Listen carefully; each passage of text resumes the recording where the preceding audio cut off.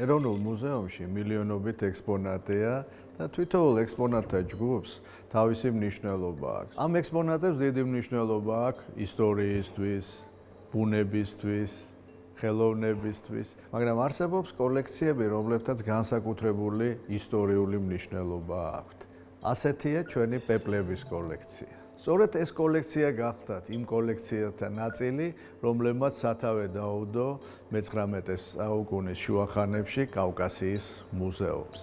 ერთის მხრივ მეცნიერებისთვის უნდა ითქვას, რომ საქართველო ძალიან მდიდარია პეპლების კოლექციებით. ალბათ ყველა ჩვენთაგანი ბავშვობიდან აგვირდებოდა პეპლებს და იმ განსაოცარ ფერთა გამას, რომელსაც ჩვენ ვხედავთ პეპლებში. ბევრი პეპელა უკვე გადაშენების გზაზეა და მათი ნიმუშები შემორჩენილია სწორედ ჩვენს კოლექციებში. დღეისათვის მსოფლიოში პეპლების 200,000-ზე მეტი სახეობაა ცნობილი.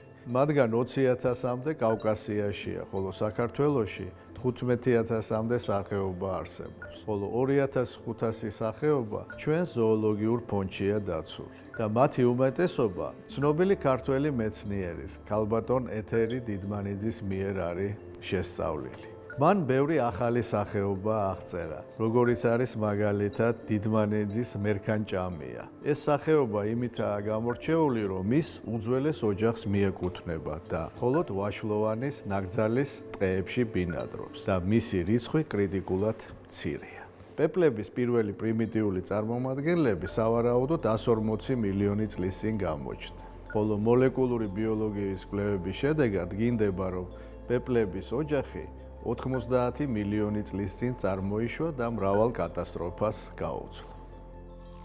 ეროვნული მუზეუმის პეპლების კოლექციებს ისტორიული მნიშვნელობა აქვთ. ისინი გახდათ ერთ-ერთი პირველი კოლექცია, რომლის საფუძველზეც მე-19 საუკუნის შუა ხანებში შეიქმნა კავკასიის მუზეუმი. მუზეუმი, რომელიც წარმოადგენდა იმ დროისთვის რეგიონში ყველაზე დიდ კულტურულ, საგანმანათლებლო და სამეცნიერო დაწესებულებას. ამ მუზეუმის მემკვიდრე დღეს საქართველოს ეროვნული მუზეუმია, რომელიც აგრძელებს ასევე მნიშვნელოვან კულტურულ საგანმანათლებლო საქმიანობას.